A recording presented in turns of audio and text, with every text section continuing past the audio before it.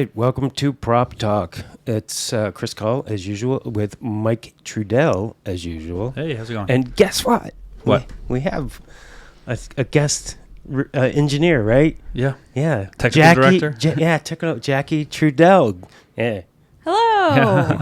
And they're related, Yeah. as we all know, which I think is fun. I love it. I love these guest engineers. It's fantastic.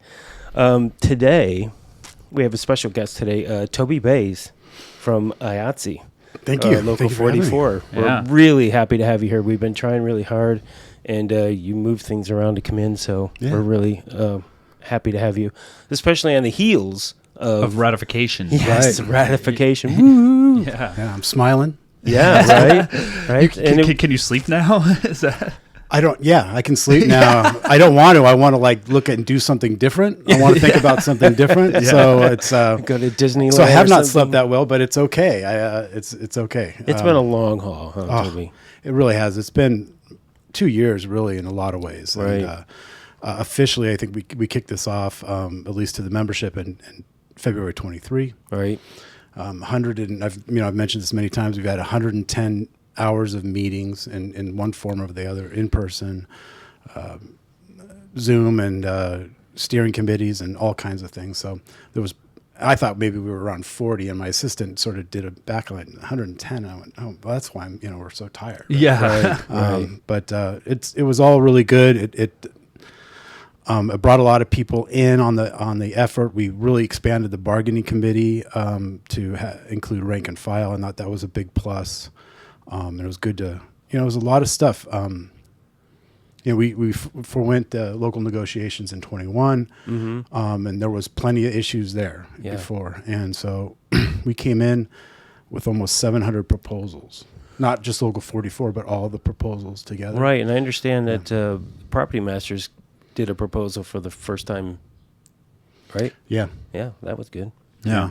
Yep. That's that. Yeah. And it's a strategy, right? I mean, Yes. 729, the painters traditionally never came in with anything. Mm-hmm. Right? And so, the producers, well, we have nothing to negotiate. And so that sort of puts the, it takes away some of their power. And that was what we came in with, 75 pages of proposals. Yeah. And they had 15. Between all the crafts, or? Yeah. That's Yeah. just generals. That's not including all the craft related Yeah, right. individuals. Oh, wow. Yeah. Yeah. Well, I think even this year, I mean, you guys really pushed, or 44 did anyway, to push to get from what people want, like encouraging, just Right. what do you guys want? Like, tell us what you want and we'll put forward. So I think that was a huge. Yeah, and it's a balancing act between what the individual crafts want, what people think they need in the workplace, but then there's from our perspective too, we're seeing the bigger the bigger issues, and some of the proposals we have, they don't seem to have a lot of particular economic value, Sure. but it does open us up to sort of areas where we can really bring more opportunities to members, and that Right. and that had a lot to do with dispatching work calls, and what we really came to find out was, we didn't need to bargain a lot of this. We had some latitude in policy, so we're going to be completely revamping how we handle some work calls, and that'll be making more opportunities for current members. Well, that's good. Yeah, Nice. absolutely. So, what was your biggest gain that you feel that we accomplished in this cycle? Well, certainly with the on-calls, bringing them up. Our goal, our angle on this was to have the on-call construction coordinators and set decorators on a 60-hour week, Right. make as much or more than the people they supervise. And that was our angle. And, we didn't quite get there, but we got pretty damn close. Right. And that was really the sticking area. The one area that we didn't get that was important to me was the lead man at the foreman rate. Okay. And we were getting there. We had an off the record conversation with Carol, and for about an hour, hour and 15 minutes. I explained to her, Right. that workplace and that workforce and how it's how it works. That was personal to me because that's Sure. what I did.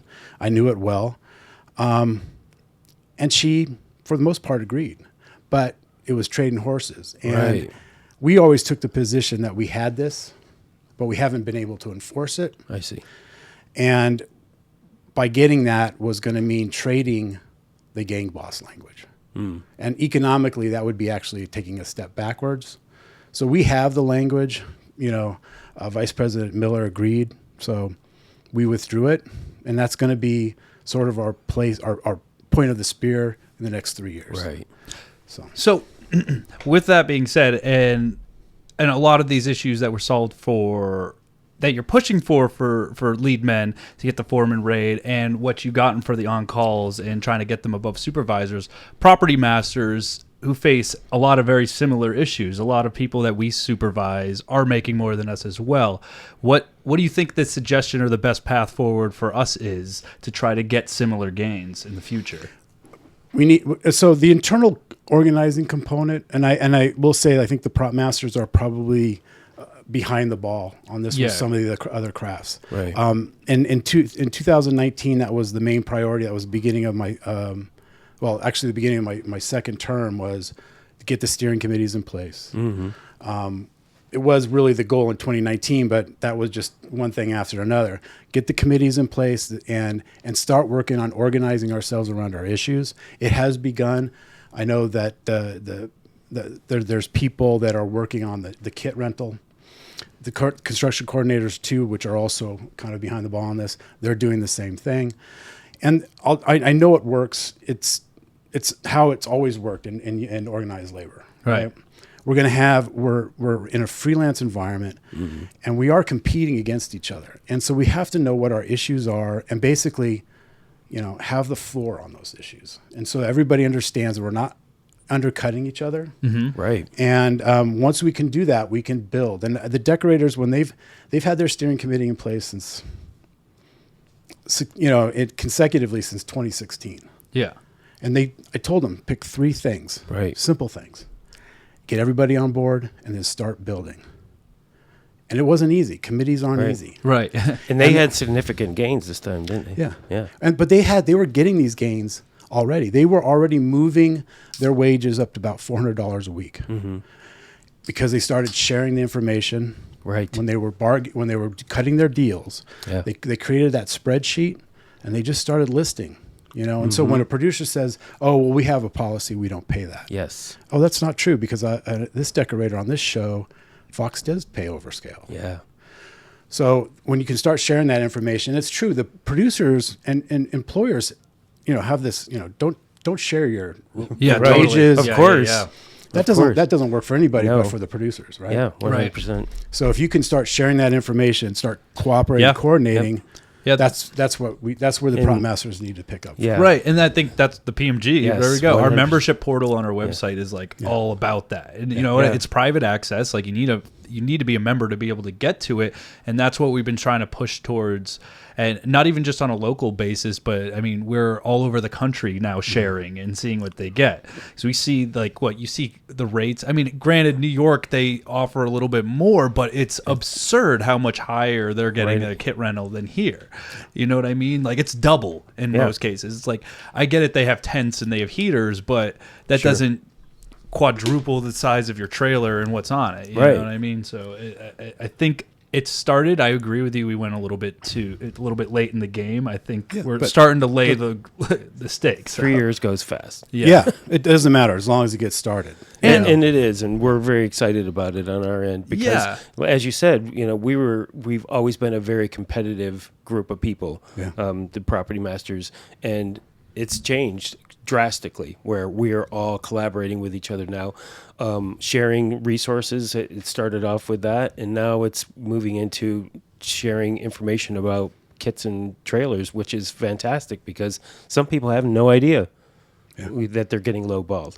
And again, we have more power to be able to go to the studio and say, yeah, you're saying you don't have it, but you actually do because here's somebody who had it. So, and I'm assuming that that's going to be successful. I mean, I guess it was. Yeah. Look, you like decorators, like construction coordinators, prop masters. It's all out. There are a lot of alphas there, right? Mm-hmm. And they tend to travel alone, and so there's not a lot, and they are competitors, and you might have relationships, but you guys are all up for the same work many times, and so yep. And put that aside, it doesn't matter, right? being able to cooperate with those sort of issues is going to work to everybody's advantage. I remember this was very recently. A construction coordinator took over a show. It's fourth season, well-established show. Made less than the person that did the pilot, right? Mm-hmm. And that was because they weren't sharing that information. That coordinator took scale, essentially. Right. And everybody before that was actually asking for more. And if you're not aware of that, then who knows? Somebody's got to tell you to ask for more. I've got decorators who have 2 Emmys that have never asked for above scale. Really? Wow. Yeah. And it's just because it never occurred to them. Right. Yeah. Right. Like they didn't know they could. Right. And it was interesting when I got into this business. Everybody bragged about how much they made over scale. Yeah. That was just didn't last very long. Yeah. But yeah. Sure. that was the thing. And so now we're getting in that situation. I'll just give you one more example where it works really well was the Costume Designers Guild. Mm-hmm. They've been doing that internal organizing with their costume designers and for much longer even than the set decorators. And they had already moved their rates way up. Yeah. And they were looking for parity with art directors. They did get it. But in reality, that was not a big economic hit. Most of them were already getting $5,000, $6,000 a week. I see. At least the big 1 hour shows and stuff. And so, but that was a big victory. And for those ones that don't get parity or weren't getting that, for us, it was I think a much bigger gain because even though decorators were achieving, it wasn't that much more, right? Mm-hmm. Both of those crafts will be almost making $1,000 more a week by the end of the term of the agreement. And it's still not higher than the people they're supervising, but it's pretty damn close. Wow. Right. Yeah. Yeah, I think that's incredible. First of all, that they were able to get that, and that's all I could think is like I'm so happy for them. How do we get there? Right. How do we get there? Is like there's people that we hire that are making double what we are almost. Sure. And I mean, I want everybody to be making what they're worth. I just want us to be making what we're worth too. Sure. And I feel like we're slowly becoming the lowest paid department heads that there are almost. Yeah. And look too, I think somebody, these rates, we're not negotiating your rates. We're negotiating the minimums. Right. And somebody who's been who has a career, right? Who has the resume, that should reflect in what they're asking for. Exactly. And I think that's just something that we need to get people comfortable with. Right. And teaching that sort of going forward. Now, maybe somebody's new who's getting an opportunity. Maybe they won't have as much of a leverage on that, because they don't have the resume to do it. But that comes in time. Yeah, or getting invited back for another season. Oh. That's like the perfect situation, and I didn't realize that to that. Like I didn't know I was getting so lowballed on like the first show that I worked on my kit until someone's like, "Oh wow, like this is what you should be," or someone said, "This is what I got when I worked on like the same style show as that," and I came back and they're like, "Oh." They came at me like, "Oh, we're gonna give you $100 extra." I was like, triple that. And then they're like, "Well, I need to bring it above." She called me an hour later and was like, "All right, you got it." It was like, should have asked for even more. Yeah, sure. It's amazing geez. What you get when you ask. Yeah, it's insane. But I'm young. Yeah, so 100%. There's. Yeah. No, and even like getting into the PMG and hearing what you guys just so openly being like, okay, this is what I get, or even just hearing stories lately, just of. Like, oh, they didn't give me this. I got this good rate, but I turned down the show. And then you got wind of who the next person that's interviewing for it and hurrying up and being like, hey, this is what I was going to get in the deal they were going to give me. And them saying it to the next one, like, you personally know a show that's gone through 5 different hands that everybody was kind of in the loop on, right? So was it Ryan Murphy? No, okay. I'm in the Ryan Murphy world. I was early in the Ryan Murphy world. There's a lot of turnover. Yeah, I like it. Yeah. I'm happy compared to the show I just worked on. I'm very happy in the Ryan Murphy world. Well, you said it too. If you're coming back to a show, you're being invited back. You and your team. Sure. Think about what that value is to a producer and a UPM. Right. What do they risk by bringing in a new group? Right. Don't get greedy, but every time you're invited back.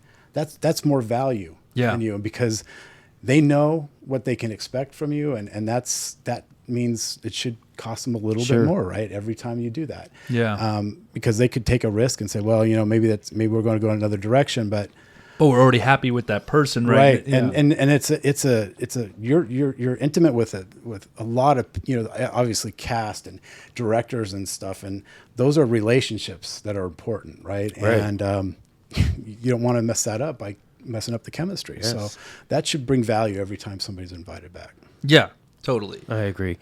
Now, this may be a dumb question, but I'm going to ask it anyway. But There's no dumb questions. yes, with you, there are. Chris. Yes, there are. Yeah, I got lots of dumb yeah, questions. there are. I know that for sure. So kit rentals and trailer rentals, that is something that the union never gets involved in negotiating, right? No, but we do have new language around, tools, which talks about reasonable compensation. Right.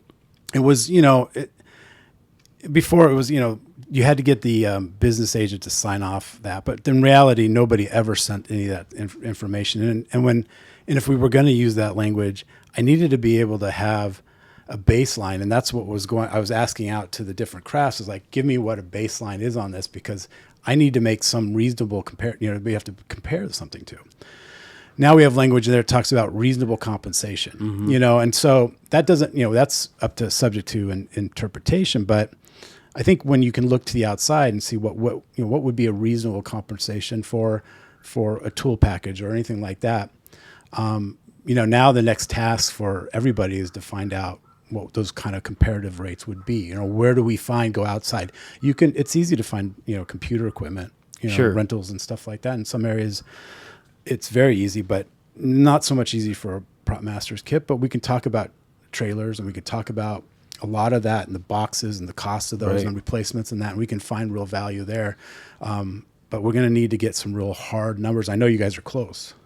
Yeah. And so Very that would be close. something where we can actually start talking about what's reasonable, but at least we can bring to the producer to the conversation about what's reasonable. Right. That's going to be important, but it's only going to be as good to us as that we make, we put that value in by finding that out and getting everybody square on those particulars, Yeah, it was Guillaume told me one time or whatever of how to negotiate your kid. He's like, how to overwhelm them. It's just, I don't know if I'm exposing secrets, but he's like, yeah, take inventory of your entire thing, make Right. the Excel, put the values. He's like, it might take months to do, go through but literally make the list. And this was the perfect time. I started doing that. Nice. To print out and revalue it and actually go through and make a few binders, and that's something that you can go into the negotiation. That binder is this thick. I'll it's bet. so big. It works. It's It's like an excellent 200 pages. idea. But he said he's never had any UPM that's ever looked past the first page. Sure. And he just goes, okay, yeah. Right. Overwhelmed by the girth. I had we've been asking the leads. I know the construction coordinators do this to a degree, but they usually fare okay. Sure. They've got it down to somewhat of a system. There's a welding package, there's a mill package, and there's a traveling package, and so that's sort of worked its way out. But when a lead was wrapping the show, they had an empty stage. He put out everything, and then took a big picture on an empty stage, all the ladders that he had, all Right. in one thing, and then he had values that he put in, Oh, Photoshop. very cool. Right? And so you could turn this, and he's like, "You're like a hardware store." Yeah. On wheels, right? Yeah. Exactly. And that's where it's like you can have an inventory list with values, but when you see the volume of it and what it takes, and everything that accumulates, because all these shows are just taking a tremendous amount of trucking and resources, and so that's I think something that's really valuable in having those negotiations. Yeah, absolutely. Now, I wanted to ask, in the negotiations, did you find, what was the temperature when you came in after, dealing with the actors in the writers' strike? Was there a lot of apathy with AMPT? I mean, what was there? They were never nicer. Really? Yeah. Wow. It was almost, What do you think that attributed that to? I think I think they just Too many rounds? Yeah, they knew that this was going to be, challenging or could be challenging. We Right. had leverage. I mean, certainly we don't want to, we weren't going to threaten. Sure. And we were basically telling everybody, for sure we're going to get a deal. I mean, going into a negotiation, saying that you're going to go on strike, and that's what the writers Right. have done traditionally, and it doesn't work. Right. You got to believe that you can get a deal, Yeah. right? And so that way you're working on it. Right. I think everybody's, the writers had convinced everybody they were going to go on strike, and so it did. It sort of bottlenecked really early. Sure. And so it doesn't matter what we give you if you're going to go on strike. then we're not going to be able to effectively bargain. Right. They couldn't afford another strike. We knew that. We couldn't. Our members wanted to work too, Right.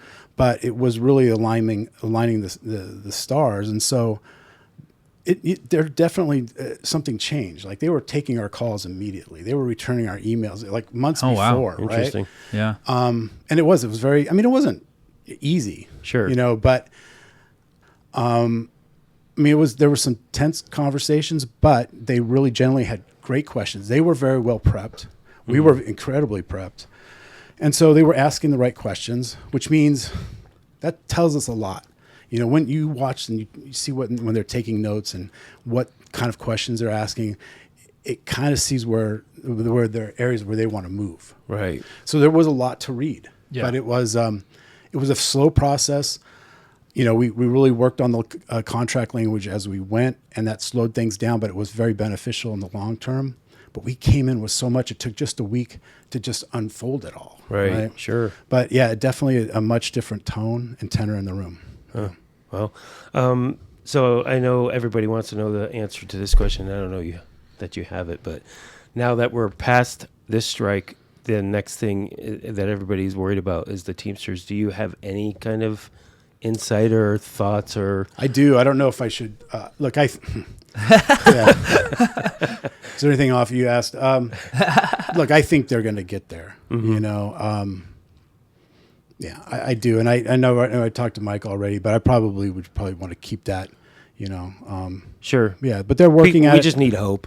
Yeah, no, I think everybody wants to go back to work, and I think today's their deadline. They're not going to, I don't think they're going to meet their deadline. We didn't either. We missed 2 deadlines too. They have till the 31st. Right. You know, and I think from a strategy standpoint, it just will benefit them to sort of stretch this out as much as they can but it does sort of bring the anxiety. Do they need to ratify by the 31st, or do they need to come to a tentative agreement by the 31st? They need a tentative agreement. They need a tentative Yeah, agreement. they'll get time to sort of get everything in place and and until ratification. Got it. Yeah. Got it. That makes sense. Yeah. Right. And look, I mean, if bargaining is still continuing and there's progress being made, they can continue into August. You know, Yeah. It doesn't have to automatically shut down. So, Right. But yeah, So I know that AI has been a big point for all these negotiations. What's your feeling about AI and how it's going to impact property in particular, since that's what we're concerned with most. Yeah.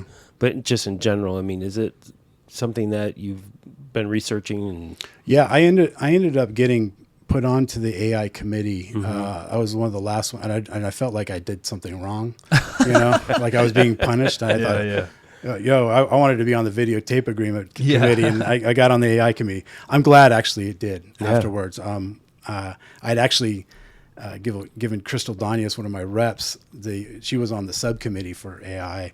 And because it was just like, I got my head wrapped around a lot of different things. I didn't want to take on that big chunk, but it was helpful. I think the language that we got is substantial. And what was really clear is that the producers aren't ready for AI. Right. We're not ready for AI. We don't know how it's going to change things. But what we did get, and I think a lot of people don't believe, is that if it as a tool, it's still within our jurisdiction, right? Okay. It may have to come down to somebody. It might just be pressing a button, but that button pressing is our jurisdiction. right. And I think it's going to take a little while longer before it starts to infringe into our crafts. I think sound editing, post-production, Right. it's already been there. Right. For 600 color timing, a lot of the post-production stuff, a lot of the CGI stuff, which is not organized really. We just started organizing through Right. the gaming. I think that's where you're going to see the CGI is very labor intensive. So I think that's going to be, it's already making its way into there as well. So, but the way the language is structured, it really does give us an opportunity to sort of put the brakes on as we go. Right. But there's only one studio that had even policy in place. And that's Sony. Interesting. And I think because of their connection with PlayStation, all that, Right, they right. kind of had the upper leg. Somebody even made a joke in the room about from the management side, like if Sony would please share that with the rest of us, we'd like to do it because it's like, where do you start on this stuff? Sure. But I everybody's cautious, and I know that the anxiety that comes about that, it's an impressive technology. It is. And it certainly going to have some impact, but it doesn't always have to be negative. I agree. And there's just no way of turning away from it Sure. either. Well, and the other thing too that people have to remember is that at this point in time, we don't have any kind of authorization really. Like when I asked my studio, what's your policy on AI? They said absolutely no. Yeah. Okay, because there's no way for them to have the rights to AI at this point. They haven't figured that part out. Oh, yet. yeah. So we were playing, I mean, on the show that we were just on, we didn't use any of it, but it was just like my one of my assistants have just got super into ChatGPT, so he's just been like playing around with whatever could come up, and then we were like going through. It's like, okay, well, we need a specific contract that a TikToker would, as a prop, like this is something we had made or whatever. And he's like, well, let's just ask AI, and it was the first time I've ever seen anybody like do that, because literally he's like, you just put in like those specific elements and boom. It was like that looks way too good, and I almost don't like how good and how instantaneous that was. Right. It was like, you have this TikToker contract with all the language that we need it to be in it, right, and the dates and all that stuff, and it just produced this perfect thing. And I was like, ooh, I don't know if I like that, but we don't have the rights to that either, right? Something as simple as that. So that makes And look, AI is going to have constantly be fed original content. Right. It doesn't take long before it starts to implode on itself. So it can't completely, it's just going to need to keep feeding it and feeding it. The studios are quite, when we were starting to research and prep for the negotiations, we were talking, this 800, we were talking to illustrators, people that were using AI already, right? But they didn't want to admit it. They didn't want it. So nobody wanted to be on the record. I'll talk to you about it, but you can't use my name, and I won't tell you the shows I've done or anything. And that's what's really freaking the producers out, because they know it's being used and they have absolutely no idea where it's being used. Right. And it's one of those things that's like, it gives somebody a competitive edge. But that's all the tools that we use, right? Yes.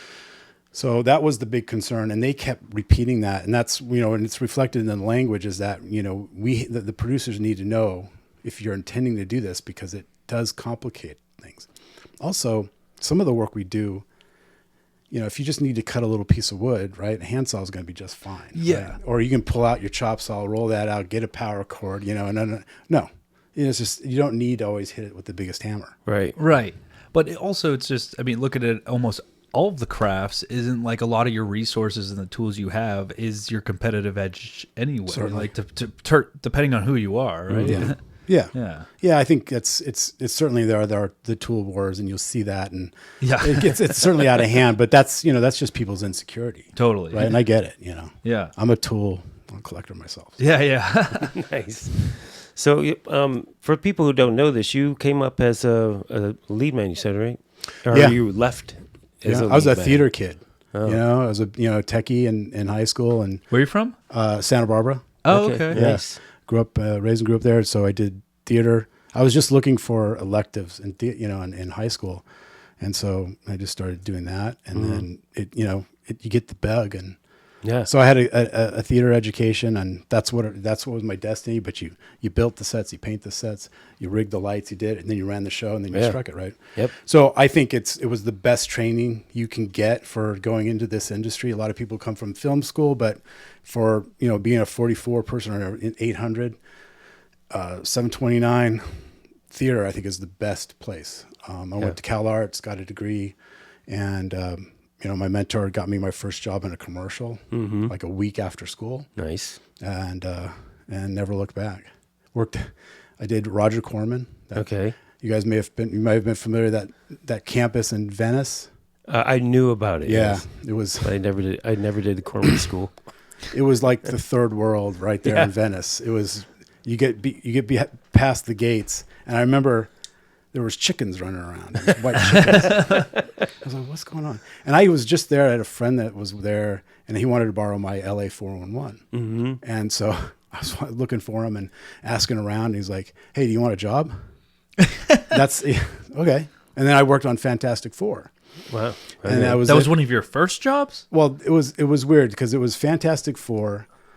They had to get something in the can by the end of the year, or they would lose the rights to the Fantastic Four. So it was a Fantastic Four that never was seen. I see. Oh. Wow. Right, and then even Comic-Con, there's stolen videos of this. It's Oh, horrible. really? It was a very B. Yeah. Fantastic Four. We shot it in 30 days. You know. Right. It was non-union or? Yeah. No, oh yeah. Roger Corman. Really? Oh, yeah. Roger Non-union? Corman, Yeah, of yeah, course. yeah. Oh yeah. It was, and this place was like, people walking around barefooted in overalls, and there was chickens running around.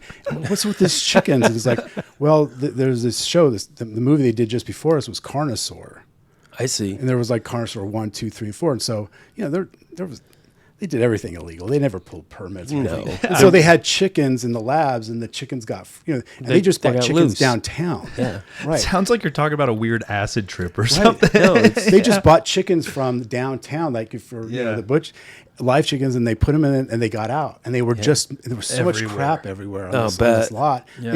You couldn't catch them. It was just the strangest. that's place. funny. Yeah, when I was in Pittsburgh, they did Creep Show. Remember that movie? Yeah. And there's that scene where E.G. Marshall and all the cockroaches Yeah. come out Oh, of no. everywhere. So they brought these cockroaches in from Madagascar or wherever the hell they were.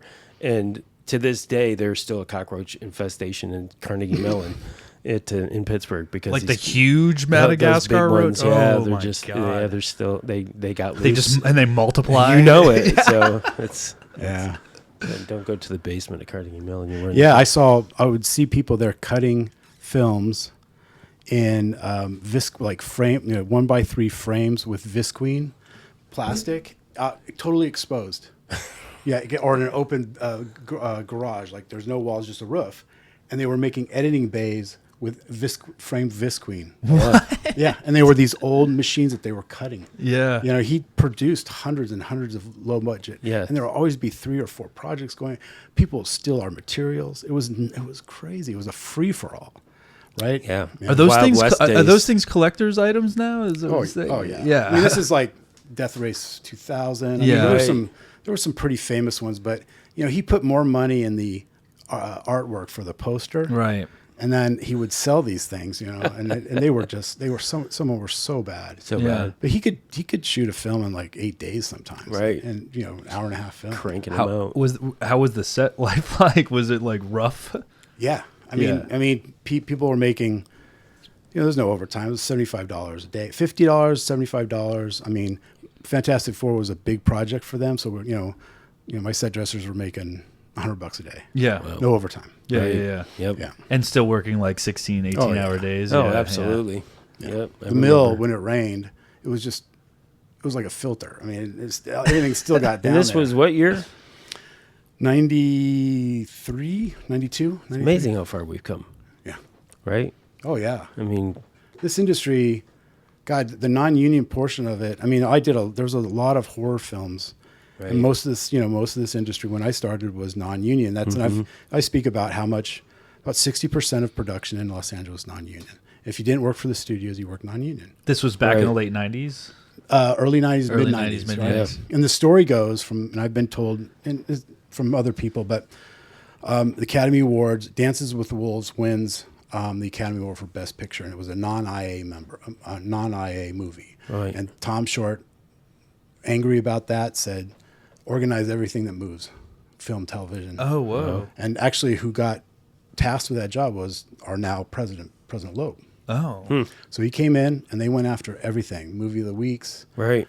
and they effectively organized everything. And so that's where all the contracts that we have now and side letters that sort of reflect all the different types of projects that we did in Los Angeles. And there was a lot of really just low budget horror. Sure. Yeah. I think the first show I did in LA was the non-union MOW. Yeah. Yeah, I did a lot of MOWs, and then everything you worked on got flipped. Yeah. First day of shooting, it was union.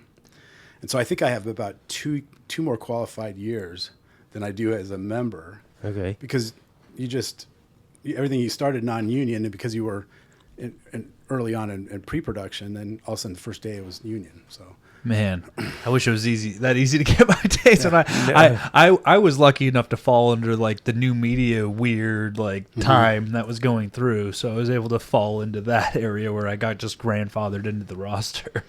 yeah, Pulp Fiction was that low budget movie in town, and I remember I'd sort of got Pulp Fiction was the low budget movie in town. yeah, sure. Oh, jeez. and real low budget. Yeah. Yeah, and I kind of got hooked up in that group for a while, and I remember all of them going, "Oh, I guess I'm going to have to join. Oh, this one's flipping too. I guess I'm going to have to join one of these days." And a lot of them didn't. They'd worked.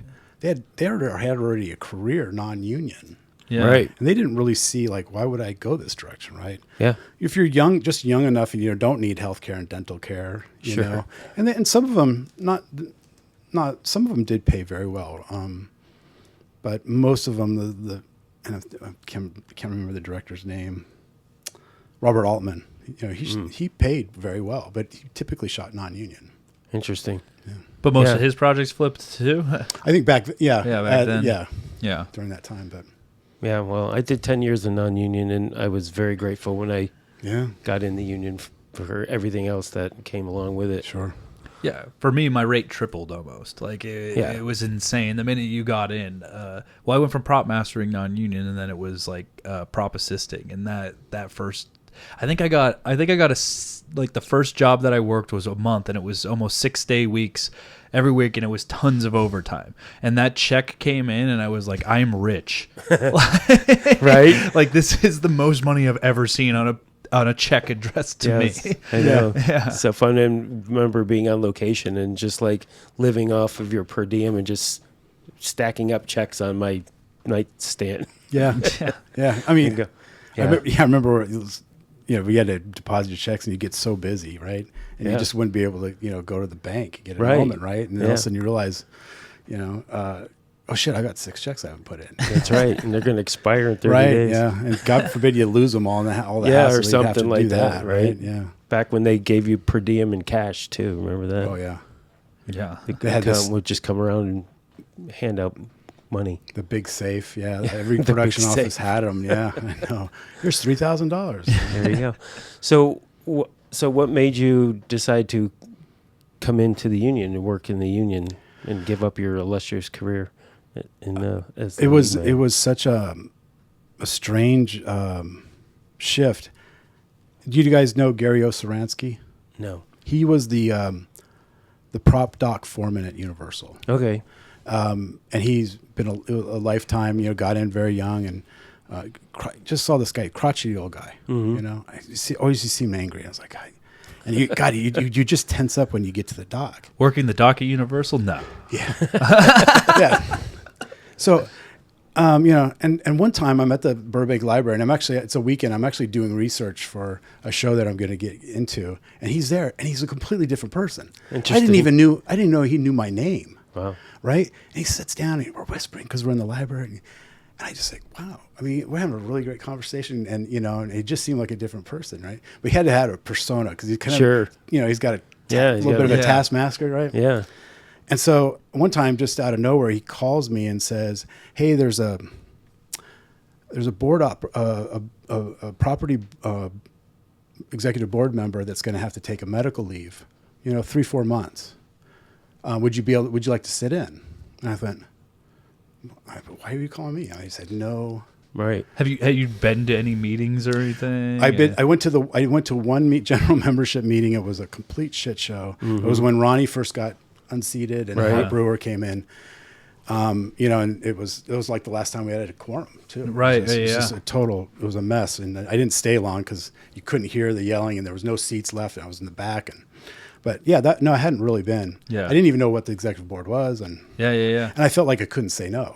Right. I felt, God, this guy reached out to me, and so I said, yeah, okay. So How young were you at this time? Was this? I was 32. Yeah. I could figure it out. Yeah, I mean, yeah. but I was young, and Yeah. I show up, and I mean, when I looked, I probably looked like I was 16 then. Yeah. Right. You know? I Because you got look carded 32 now. I got carded for cigarettes all the way up to like 38. I'm like, really, and so I showed up, and I got sworn in, and here's your seat, and it was just it was a madhouse then. I'll you bet. know? At that point, Art Brewer had stepped down and had passed away, and then Stu McGuire had stepped in as an interim, and I was just wide-eyed, and that guy never came back. Yeah. And then so all of a sudden, I'm a You're board there. member. You're and- just a board member. yeah, I wasn't elected, and that's how it all got started. Yeah. you know. And I was on the board for about 13 years, and then Ed Brown hired me as an assistant business agent, and then did that for 3 years. So That was just as a property rep, pretty much. Yeah. yeah, For 13 years. yeah, I had no trajectory. I mean, I was grateful to be in the union. I really was, and I remember I got it just in the nick of time for dental. Okay. Yeah, I just like holding off just a little bit longer, and Right. finally I got the dental. So when you first got in, though, was you just like you probably didn't know much of like the language that was being spoke, or even how a boardroom even works. So No, not your at first all. No couple of Robert's years rules. just sitting, Robert's rules, just sitting in the corner, just kind of Yeah, and I think every new board member does it. You do just Yeah. need to listen, yeah, Right. and you sort of get the feeling of the room. But it was a very divided board, and a lot had been going on, and a lot of instability, Right. And so you kind of see, that whole arc of, Ronnie came back in, he got reelected, but then there was a Department of Labor investigation, and then 9/11 happened, and that sort of all the resources of the Department of Labor went away, so they never pursued it, and Interesting. we had to basically buy him. It was really trouble. Yeah. Trouble. And Gary Osaransky, who brought me in, really did do a lot to pull the union through a lot of those troubled times as well. And there, Emily Ferry too. A lot of those, long-standing ones, Right. sort of bared through it and got, and it started getting some stability. And they started. It used to be a saying like, Local 44, better every day, or better than we used to be. Right. And so, but we had election one time, and our information on our members was so bad. We gave ballots to members that were dropped, members that had passed Right. away, so we couldn't certify the election. Interesting. And this was the beginning of the end for a lot of the old guard. Sure. So we had to rerun the election because we couldn't certify the votes because our database was not being maintained properly. And we didn't, we had money, but we didn't run off a budget, and so, like things that like a grown-up should be doing. Right, A room right. a grown-up should be doing. And so that was sort of a wake-up call for a lot of people. And it was good. I mean, a lot of long-standing board members put a lot of time and effort in it, and and it really did turn it around. It gave that space some stability, and so did Ed Brown. He was the guy that we needed when we needed him, and then we just sort of consistency and built up off of that. Right. So you mentioned about a quorum. That always seems to be the hard part, right? What do you think's at work there? Well, we have a very difficult bar. Yeah. Most locals have nothing like it, and it's being addressed. In the new constitution bylaws that will be coming out, hopefully in August. It will. It'll probably later in August though, but we're close. It's going to bring it down significantly. We did get 4 craft meetings quorums this last June, which is amazing because June is always the worst attended meeting. Right. Well, Everybody's on that's because vacation. of the hybrid meetings, right? Right. Yeah, Is and that- for the prop masters, it works the best. We had a good amount of people inside, which was great. Yeah. A few people on the outside. Yeah. That to me was the way a hybrid should work. We Yeah. had enough people come in Right. that got us to a quorum. And then the reverse happened. They set decorators. There was like 7 in the room, and they were all on Oh, this. really? But they'd been getting quorum for so long, Right. they can't even remember when they didn't. Right. Right. And so it was, Yeah. so it was good. I think the hybrid thing is going to be challenging for some crafts. It's expensive. And I think, if you only get a handful of people for one craft to show up on that's, we're going to have to, it's so expensive. We're going to have to sort of evaluate that as we go. But with the lower quorum numbers as well, I think a quorum is going to be Yeah. almost an automatic. I mean, Right. I was pretty pumped to see us get a quorum in Property Masters this like I was not expecting. When's the last time even we got a quorum? It's been been a while. years, right? Yeah. Yeah, it's been a while. Yeah, it's been years. So that was like 8 years, I think. Yeah, and I was I was like, we can make motion. Yeah, right. It's a crazy new. I mean, yeah, since I've kind of been Look at really interested in. It's just exciting to see people start to care. And I mean, I'm hoping the problem masters are starting to care, especially. and I'll be frank, that leadership did not want quorums. Right. And it's not because for really negative reasons, but I think there was always like once there was this fear that it was just gonna sort of get unhinged, right? And I just I never really believed that. Yeah. I think and there have been some incredibly crazy things that you've seen in other locals happen. I mean, it happened to the Teamsters one time, and but those are anecdotal. I mean, for the most part, unions have been getting membership quorums. They have to, right? They can't even run their operations financially unless they get member quorums. Right? Yeah. Our structure's not that way. So, and it's very much it's a very board centric leadership structure. And so there was, I think, a resistance or a fear that when that happens, will they be able to manage it? Right. And I will say, I had the concern is like, you have to be prepared, right? And so, and you're not going to make motions like, the example is like, oh, we want ice cream at every, all these crazy things. And like that could be a legitimate motion, but it has to be financially sound. Yeah. Right. And it has reasonable. To be, yeah. It has to fall, the National Labor Relations Act. It's got to be, it can't undo certain things. And so there are guardrails there. So we get a quorum. It shouldn't be that much of an issue. Right. And it isn't anywhere else. And I think people already are starting to finally recognize that. And I'm sure you'll find that most of the people that show up to a meeting, have a little bit more knowledge than the average member anyway. So they're not going to be asking for ridiculous things because they've been engaged. Yeah. Yeah. Yeah. And in fact, the crafts that have quorums on a regular basis don't make motions. Right. And really, for the most part, I think too, from the board and the leadership, they're like, look, if there's something that you want us to do, we'll do it. Yeah. And then that was happening. If there was, they'll make an effort. You don't necessarily need a motion, right? Right. Totally. But I think maybe they were fearful that they're getting strong armed, or but there's going to be the irresponsible people. But you saw it in the room. The grown-ups always show up, Right. Yeah. And look, if it's so out to the left or whatever, you're not really expected.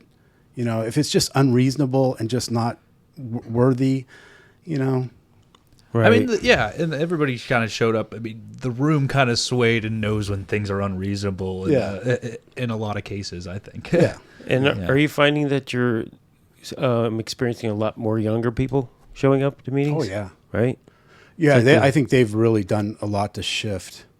They're more active. They're more engaged. Right. On these issues. Some of them, I almost too much in a way where like, they don't even have that much time in. Right. And that big of an understanding, but people do like to be a part of something. Sure. Yeah.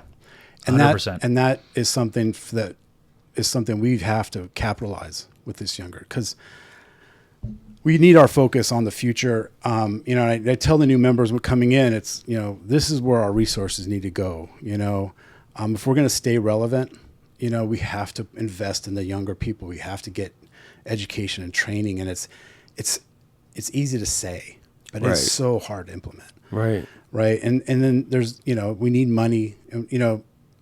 We always say it's like, everybody comes up with these ideas, but they're just unfunded mandates, right? Mm-hmm.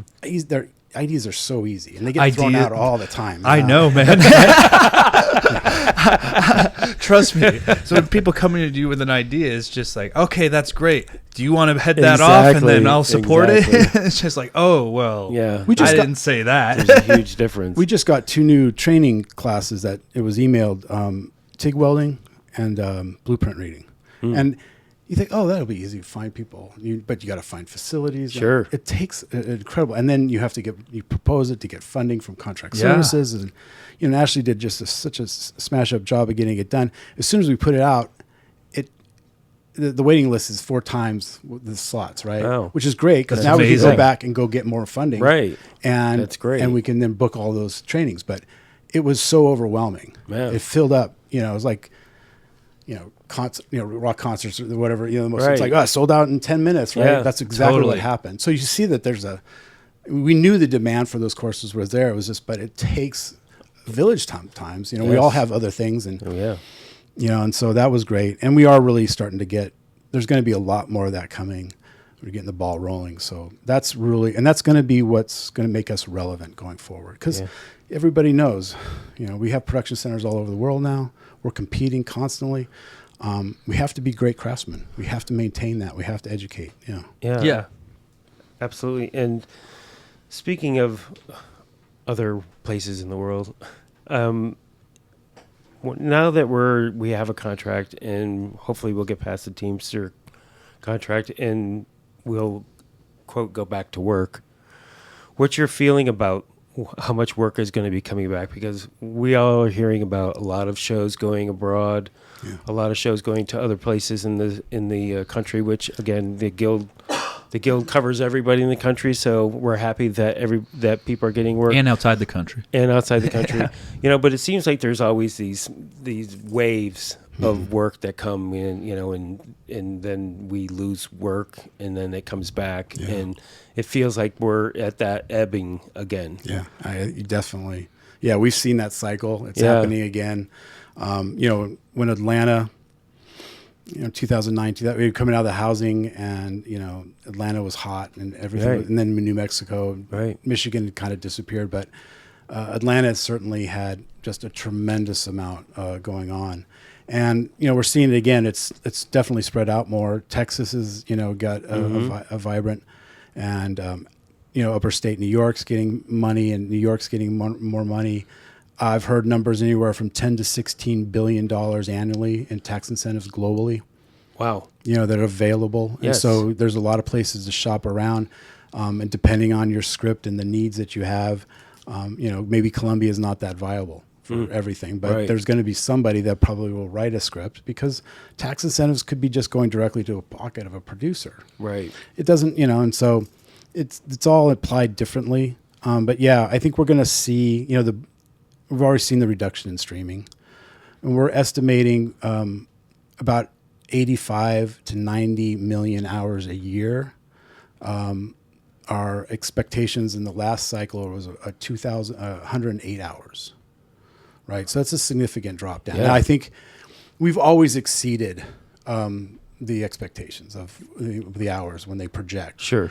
So we're probably going to be in the 90, 95s. That's a tick, but that's, it's 20%, 25% of what we were accustomed to. Right.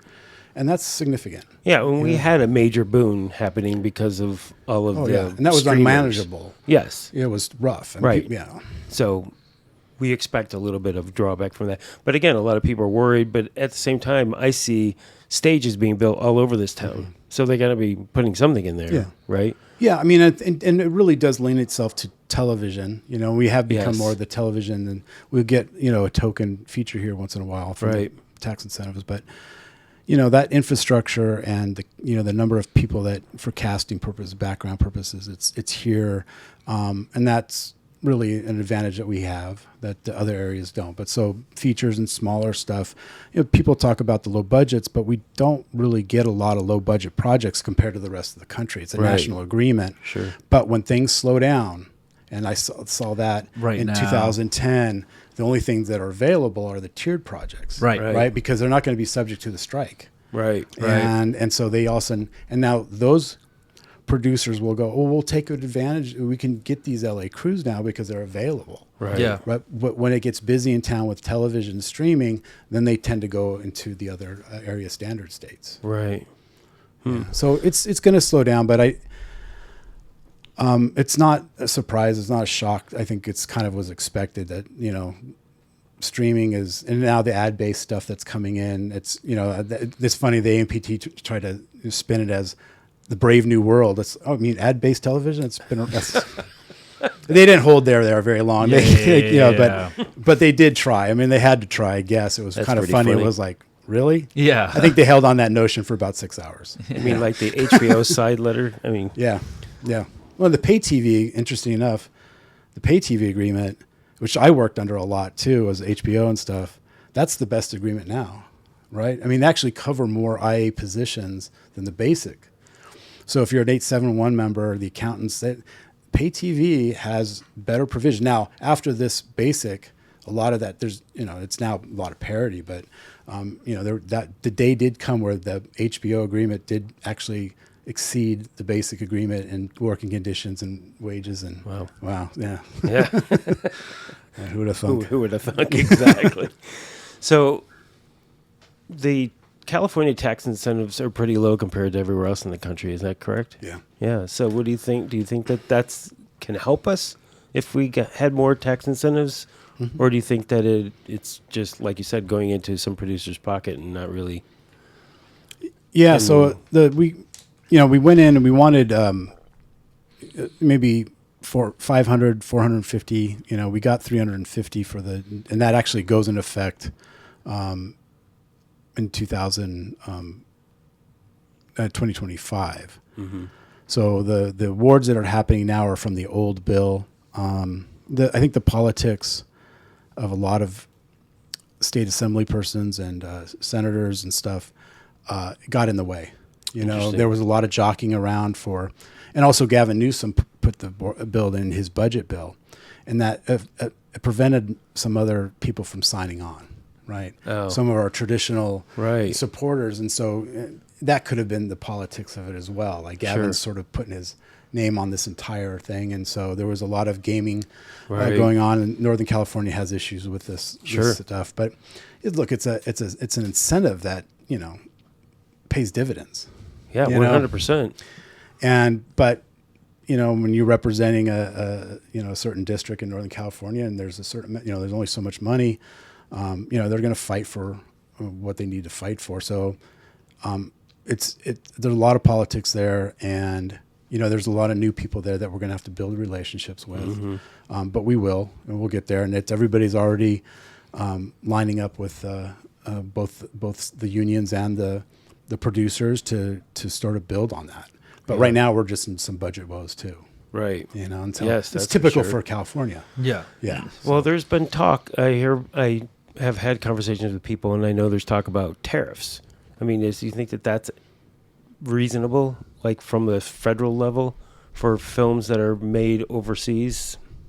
I don't think there's been. There's been tariffs, but they're very minor, and they're maybe very niche for certain countries. I think it's an ultimate failure across the board. I don't think but it could be saber rattling. It just depends. I mean, where that goes and who it gets aimed at, I don't think it's going to really have any benefits to us. Right. I personally agree that it's not something that is very tenable. I mean, it's hard to get Washington to do anything, let alone deal with the film industry. Right. That's for it sure. It just moves too fast for them. Yeah. Let's talk about jurisdiction letters a little bit. So is there anything new that's come forward about them? I mean, other than I need to update almost half of them, I'm sure. Yeah. Well, I know, and again, this having come from non-union for 10 years, and also not being in the LA market for those 10 years that I did non-union, we did everything. Mm-hmm. As property masters, we did a lot of things that were considered special effects sometimes and what have you. So I had that mentality when I did too. Came here. Yeah, as imagine you would. So one of the things that I just recently found out that I probably shouldn't be admitting, but nonetheless, is this idea that the property masters should not be building things. Okay, that it is the jurisdiction of the prop maker. Mm-hmm. Okay, so, but there are instances where a property master can build something, right? Yeah, I mean, sometimes you're altering. I mean, this is so difficult to define. Right. Yeah. And everybody's done this because there's, my biggest beef coming up through as a lead was like the the construction department on your show didn't ever want to do anything. And I remember Right. the first time I had a construction coordinator and a lead painter go, yeah, bring us everything you. I was like, oh my God, I hope I Yeah. never work with anybody else again. Right. Right. Right. But the other problem was that work, they weren't going after it. And, Yeah. you know, because they either had too much that they had Sure. to do, and that's still the issue, right? It definitely is. Yeah. I work on shows where the on-set painter will be like, bring me anything. And then I have shows where I need something done right now on an altar. And they're like, I just don't have time for that right now. And it's like, okay, Right.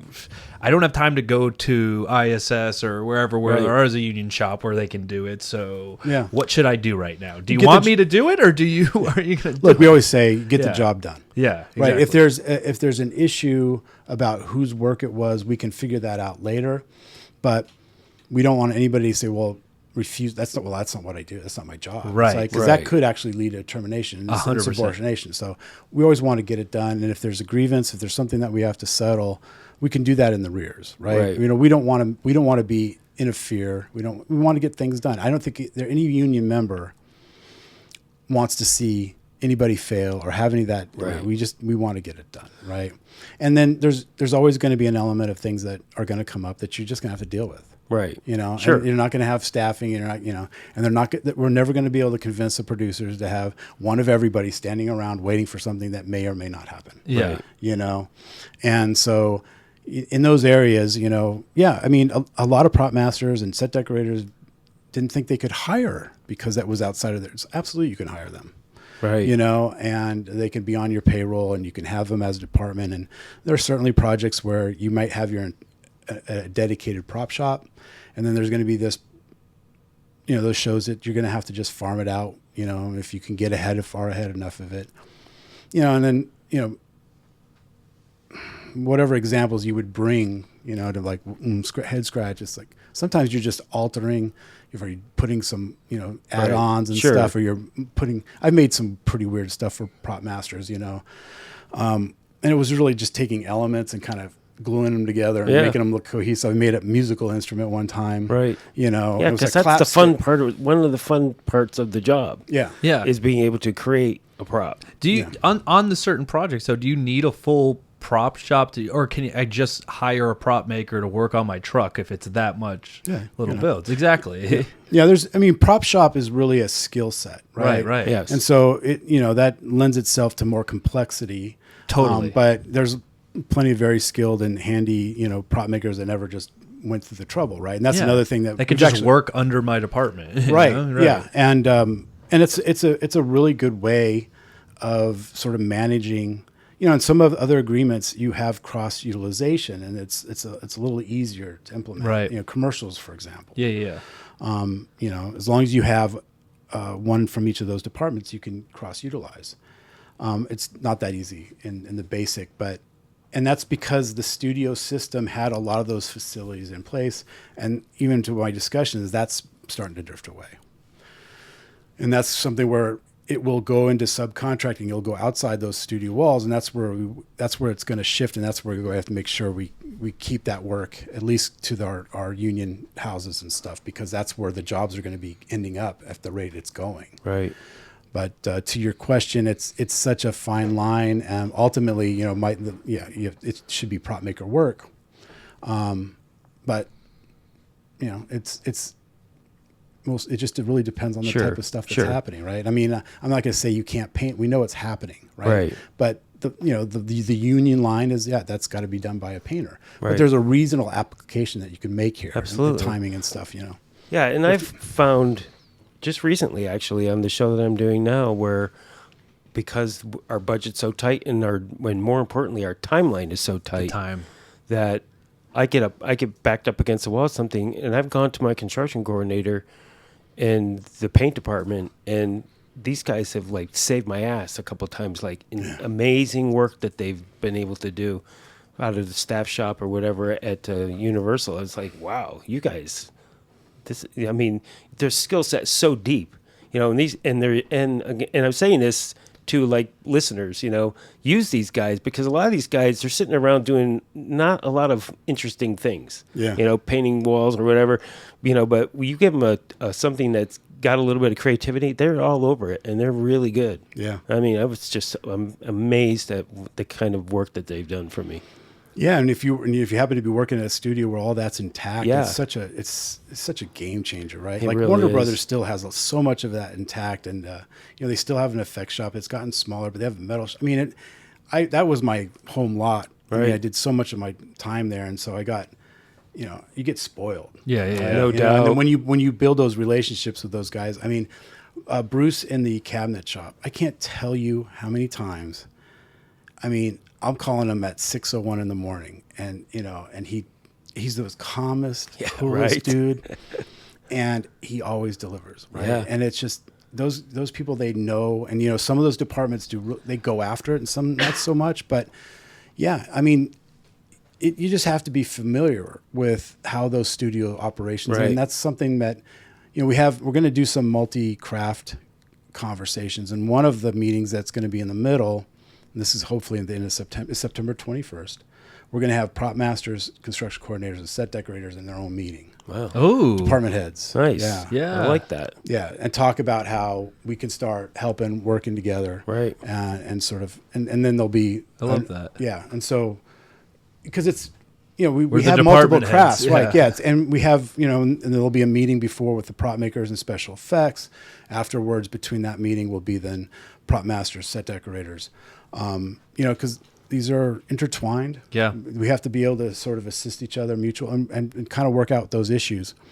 But, the departments and really the ultimate goal in those multi-craft is like being able to handle our stuff and being a department head has a lot more than just the title, right? Right. You're managing crews, you're managing personalities, you're administrating, you're doing a lot, and so making accommodations, if the 8th day reset came up a lot. Mm-hmm.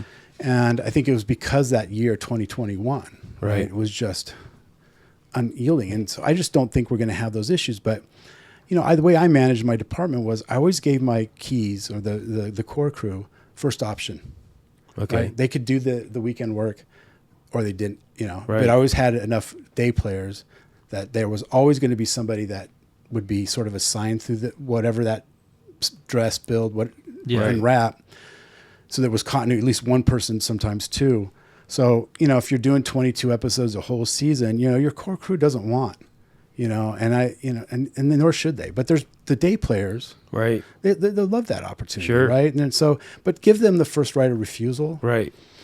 Early on, I remember producers would never even let you work a 6th and 7th day. They always try to replace the crews, and you had to fight to get your core people a 6th day or a 7th day. Right. And you would always say, well, the reason is because. Right, they know what's going on. They're not wrapping cable. They're not Right. breaking down. I mean, there's inventories. It's complicated, right? But you had to make the fight. You had to make the argument.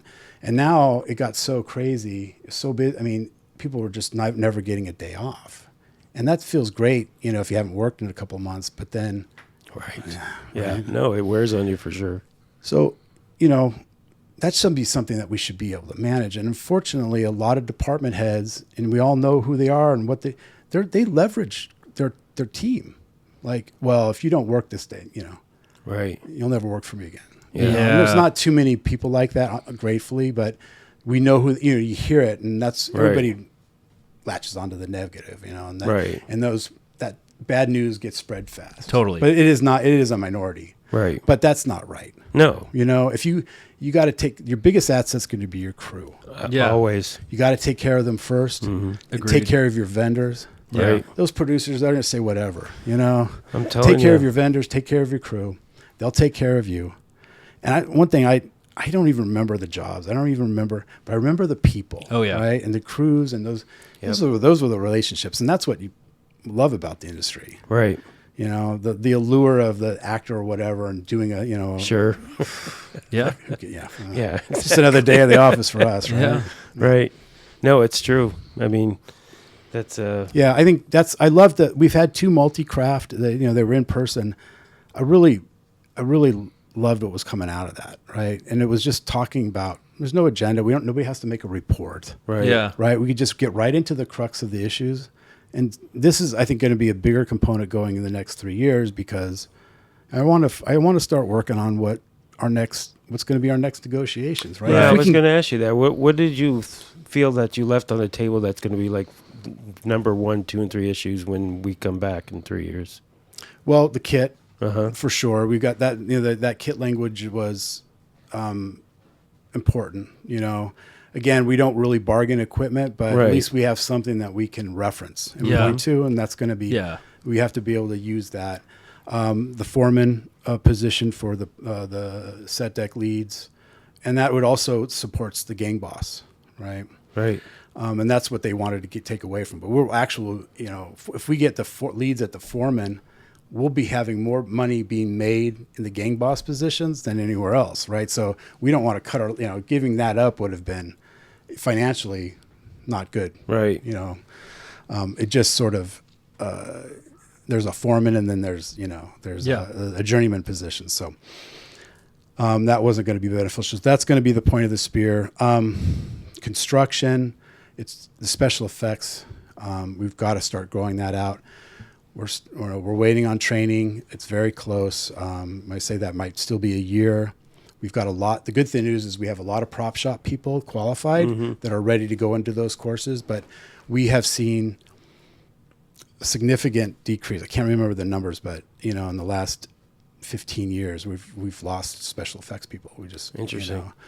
There's not enough, and they Right. travel everywhere, Yeah. right? Yeah. So that's going to be, there's tool issues with the construction coordinators and the prop makers. I don't know. Again, it's that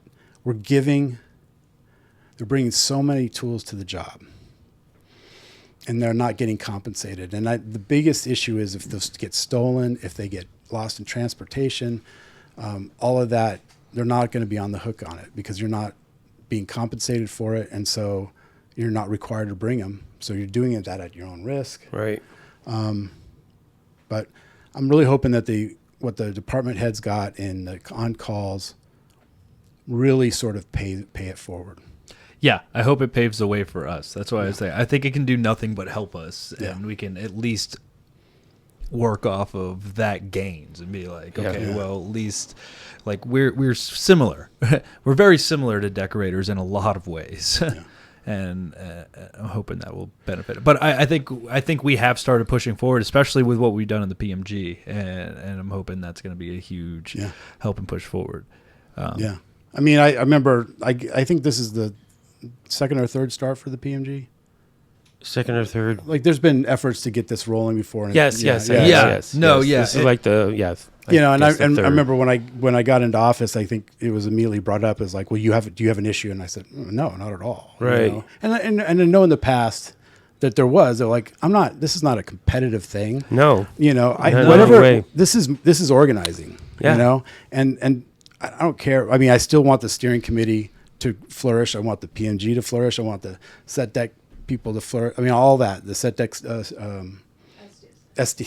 SDSA, and they have, all right. I mean, it's a trade organization, Right. Right. Ultimately, Yes. it's organizing yourselves around the issues, educating, growing out, and really promoting. Right. And that's what your award system is, to promote.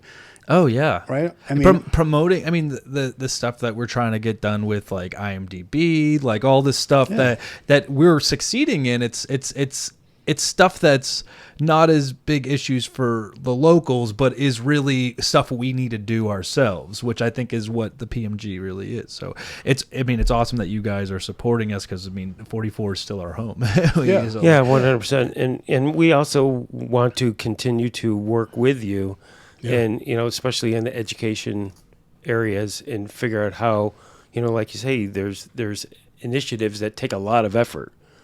We have membership now. We would love to work with the IA in creating more educational opportunities, that we can help with. One of the other things I wanted to talk about too, because we've talked about it in several different prop talks, which is basically the catch-22 of getting in the union. Mm-hmm. Okay, this situation where if you're non-union, you have to bank so many hours or whatever, but you can't work on union shows until you do. So what? it's a lottery. Yeah, so it's a lottery. Do you have any ideas on how we can make that better? Or Yeah, I think we had already started talking about apprenticeships. Yeah. It'll be a training program. There is some legislation that's happening at the state level that will be supportive of that. We started talking about this on the prop making side because kids growing up are not they have a very good handle on the keyboards, right. But I remember I started using a circular saw at 8. Nobody knew it, but then until I cut the cord and then brew the breaker, right? But I had a whole garage of stuff, right? And you got really used to that, and you got familiar with, and those opportunities don't happen now for the people coming up. There's no shops in schools, none of that's happening, and so they really do come in incredibly green. My father had an appliance business. I knew how to use hand trucks. I just had strap dollies, Right. Yeah. And I was like shocked when I started getting, it's like, God, these guys don't know how to use a hand truck properly. Right. It was crazy, right? Yeah. And you don't know what people can be that far behind. So I think and since they're getting in early, they just don't have that jack of all trades sort of an understanding of that kind of stuff. And, trade schools and I know they're making a comeback and that's going to be good, but apprentices or training programs, I think are going to be a part of the discussions for the next agreement. We just had too much on our plate, right. But there's definitely desire. And it was when I got in there, the membership was dead set against that, right? Because they just thought that, letting people in, but let's let them in, but get them trained, right? Yes. And work it and make it, because the people that stick it out, that's what I love about Hollywood CPR. It's a tough program. It's 2 years.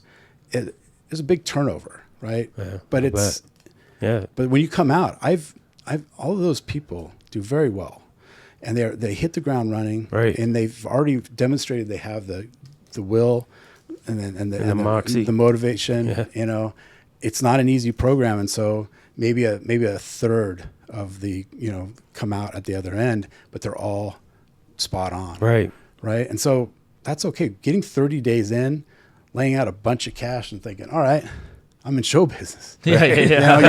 You're going to be doomed. Right. And and I've probably told this story so many times, but all the new members that get sworn in, I tell them you have to have a certain amount of fucked up DNA to want to be in this business. 100%. Yeah. But if you got it, you're going to love it. Yeah. And if you don't, you're going to be miserable. Yeah. And they get weeded out pretty quick. They do. Yeah. But absolutely. It's like, and you can almost see who they are when it's like, yeah, it's a circus, with a dental plan. And I can't sit still. I could never, I mean, I had a great job at Warner Brothers Doc. I mean, I just couldn't sit still, and now I'm kicking myself for that. But, but that's why I think I was perfect for this industry, Yeah. But that's not everybody's cup of tea.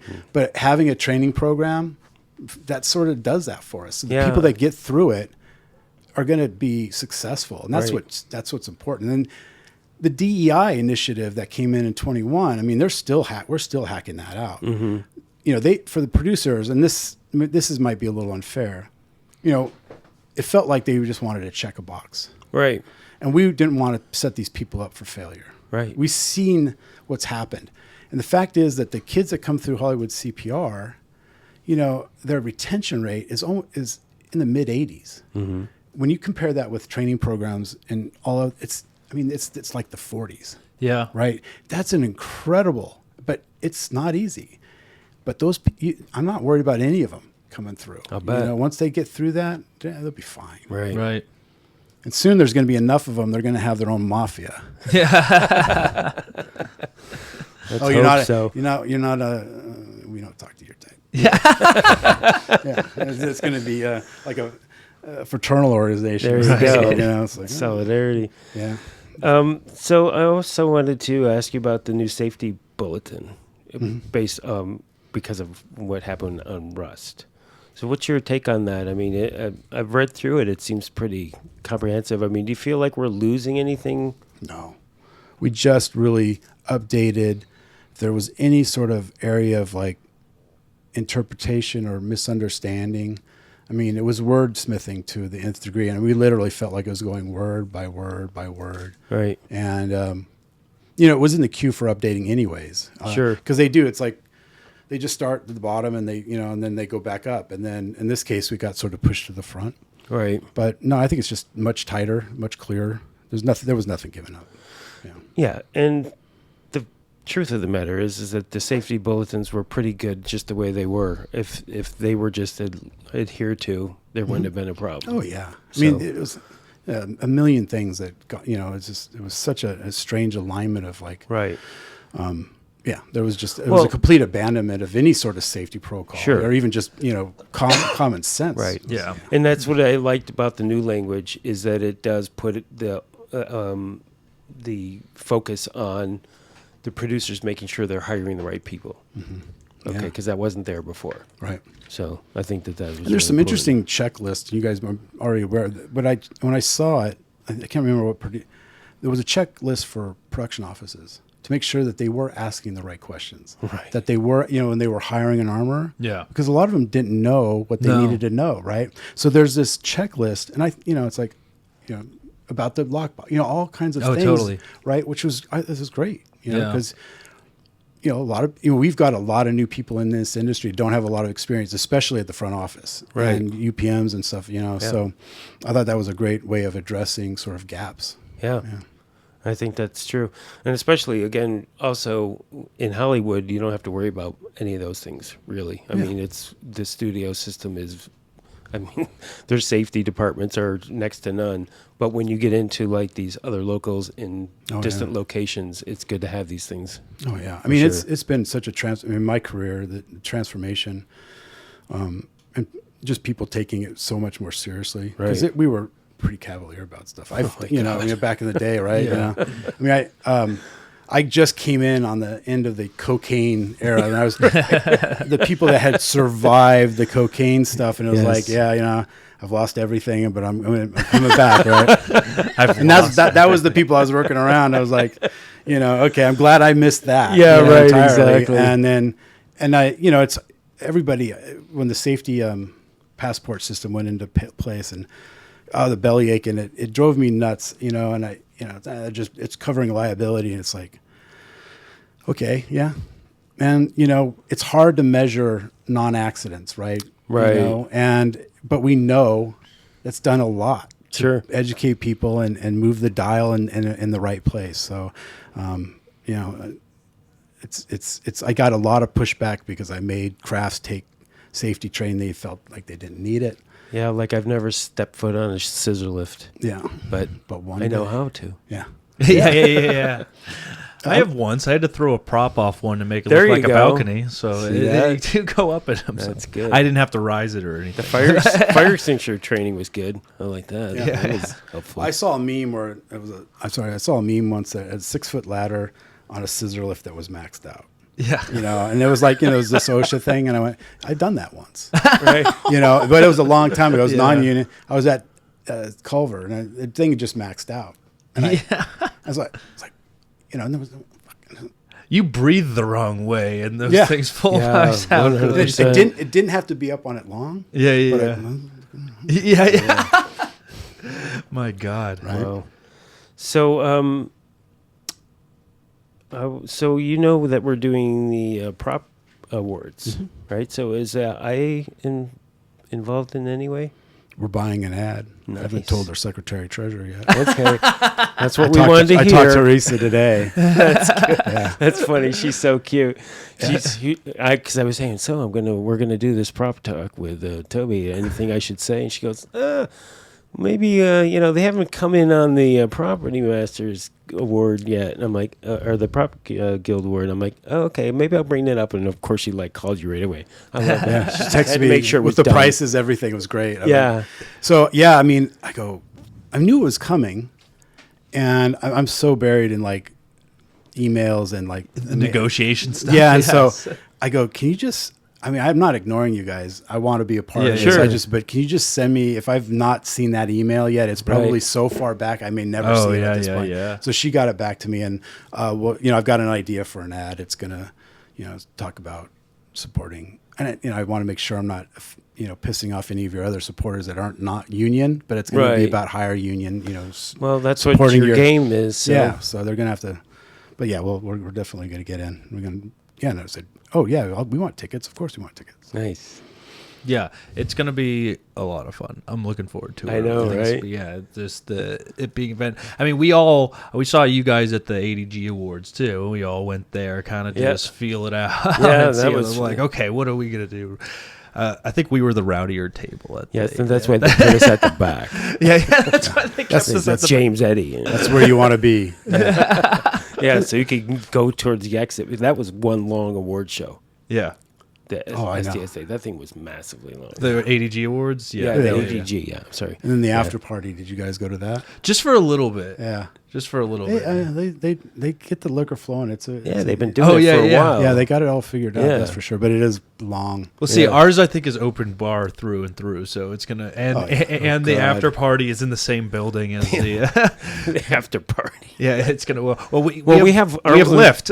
Don't we have like 4 hours in, and we have to be in and out in 4 hours or something like that? I don't think so. I don't Oh, know. I I don't gotta know. look at details again. Yeah, I mean, we're also very excited about about the IMDb, that we finally got a classification in the IMDb, so we're very proud about that. And then also we just found out this week, Mikey, right, about the in memoriam at the Emmys. Oh yeah, nice. yeah. For the website right now, the Academy of Television contacted us this week saying they want to include prop masters in their in memoriam on their site. So they said possibly at the show. It's not 100% there yet, but they said for sure on their website. Which I think is, Protesters have the best stories. oh yeah, They really do. That's for sure. Yeah. you get right in the heart. They're in of that it. cross, hair of, below the line, above the line. Yeah, right. And they're really intimately involved in a lot of that. So, they're always the best storytellers. And, Yeah. yeah. I mean, yeah, we got. Well, we did. This is the 35th episode. Is that what you said? Jay? 35. Oh, sorry. I put you down. You say that. What was Number 35, and Okay. that's why this is a successful podcast. Okay, there you go. Yeah. So 35 episodes. Haven't run out of. We haven't even brushed the surface of Yeah, how we many. really I think haven't. I think I have a list of upcoming guests or Yes. our wish list for guests, and it well exceeds It's 35 more. and we do need to do another or a podcast where we just have some old timers in and talk about old stories. Yeah. Oh, You 100%. know, I mean, I'm gonna get Doug Fox in here for sure. Oh yeah. Yeah. And there's some on the list. We're just waiting for them to be available. To That's right. us. Well, I think Russell Bobbitt's coming back to town, so we're gonna get him in here. Yeah, Russell Bob, Doug Harlocker, Yeah, Doug Harlocker. Jeff Lombardi. There's a whole bunch of people that Yeah. were waiting. Yeah, to try to we had get a in. couple of old timer New Yorkers that were going to come on, and they thought better of it. And they're like, maybe we don't want to talk about anything. Yeah. Wait till we retire. Wait till we retire. Yeah, is exactly, that like person Pola. is that person still alive? Yeah. Exactly. Yeah. If they're gone, the story gets better. I'm sure. Yeah, Oh right. yeah. Yeah, not as much a or if the person's retired, that's a big one too. Yeah, right. Because we had Pola in here, and she just let it go. Yeah. it was a great episode. No, yeah. Full I was driver. like, do we need? Are you sure you don't You need want to cut anything? out? Nope. No. I'm good. Sticking to it. Sticking to the story. Yeah. Good.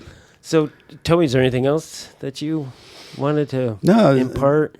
No, I mean there is a lot, but Yeah. it's We'll do it again too. Please, yeah. I mean, I love this stuff. Anything we can do to sort of get people on the same page, and the negotiations behind us. We're going to just dust off a little bit, but we're going to pick it up right where we left off, Yeah. and get some of this stuff in place and keep organizing ourselves. That's going to be the key. It's always the key.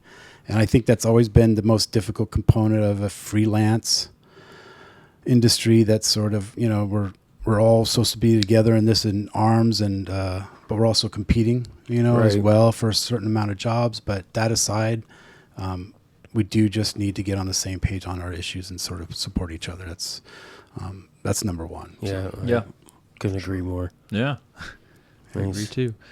So, Oh, and again, I also personally just want to thank you for all of your work on the contracts. Oh. I know it was a lot. Yeah. You know, No, I'm friends with Emily, and That's Tremendous. Yeah, Yeah. no, it's no, it was great. It was a great team. The solidarity in the room between all the locals. That's something too that's never been, it never Yeah. existed, right? It was like anything like Mean Girls and the jocks and the whatever, right? And they used to call them the shirts and the skirts or whatever. Right. There were all these Oh, no. crazy stories, right? And Yeah, it sure. was all tribal, right? Yeah. And so you had all these different factions, and all that's gone. I know. I Right. love that. Yeah, and in fact, it was really Carol Lombardini in 2021. Because we had to do this remotely, but we all went to the West Coast office. Those negotiations were stretched over 5 months. So there were days where we just hung out, and we all started to just ask each other questions. We all got educated to each of Yeah. the locals' problems, right? Right. And then we just started liking each other, right? Yeah. And You that just got to understand someone. Yeah. yeah, it makes a and so huge that's really difference. carried over, and the room, our side of it, is just it's just tremendous, right? And the leadership's there, and it's like everybody that's gotten involved. That when we talked about the younger ones, with the fact that we had almost 72% turnout for this vote, that's huge. That Yeah. means something. That means the members are paying attention. That gives us leverage as we go back into it, and that's something we've never had before. Right. And so this is a great time, to be involved and get involved. And I'm thrilled to be a part of that. But I love everybody in that room. It just felt so, I miss it already. As exhausting as Sure. it was, that camaraderie. I know we're going to be, seeing each other in Alberta next week. And, but everybody was just fantastic, and the committees that they put together were just great too. So, Awesome. Right. Excellent. Nice. all All right. right. Yeah, thank Thank you you, guys. Thanks, Yeah, thanks so much, absolutely. and for all the support with Prop Masters. Yeah. September 14th. That's correct now. Yeah. Make sure you buy your tickets to the MacGuffin Awards. You can go to MacGuffinAwards.com or PMGAwards.com. You'll be able to purchase tickets there, do all this stuff, and see everything. Nominee voting, I think, is by the time this come out, it'll be closed. So hopefully soon you guys should be able to see who the nominations are, and Nice. we'll move into voting for that, which is exciting. A lot to happen. A lot to happen. Lot to happen. Yeah, I think there was like over 145 submissions, so Nice. we did really, really well. Yeah. It Just looks going through them was daunting. It honestly, I thought it was gonna be 30 minutes going through it. I Yeah. opened it, and it took me probably like 4 or 5 hours Yeah. because the packets were so good, and they were Yeah. and there's stuff you didn't think of, and there's UK prop masters that put it in that at first you're like, okay, the style's different, and then they do so much work as you're going Yeah. through. It's like, okay, like the differences are, I mean, there's differences, but the work is still there. Yes. Yeah. It's amazing what property masters have done. So it's really really it's cool hard to to see. pick. It made it very hard to pick, but I'm really excited for it. So yeah, go buy your tickets. Definitely tickets available. They're gonna. I mean, I hope they sell out. We'll I see. think so. Oh yeah. Um, How big of a venue? I think it can hold up to 500 if we get there. I think we're expecting we up to had 300. 500 at the tailgate party. Yeah. Yeah. This is the first. Yeah. I bet you it's going to sell out fast. Yeah, probably. Yeah. So, it's looking good. Go over there. Go check it out. There's more information you can find there. Thank you all for listening to another episode of Prop Talk, the official podcast of the Property Masters Guild, brought to you by Real Working and Retired Prop Masters. If this is your first time listening, please make sure to like, subscribe, and comment wherever you're hearing this or watching it. We're on YouTube. If you want more information on the Property Masters Guild or have any questions for us here at Prop Talk, make sure to go to propertymastersguild.org. And yeah, we're also on Instagram @_the PMG, all of their socials. That's it. I'm Mike Trudell, and yeah, this is another episode. Bye-bye. Thanks, Jackie.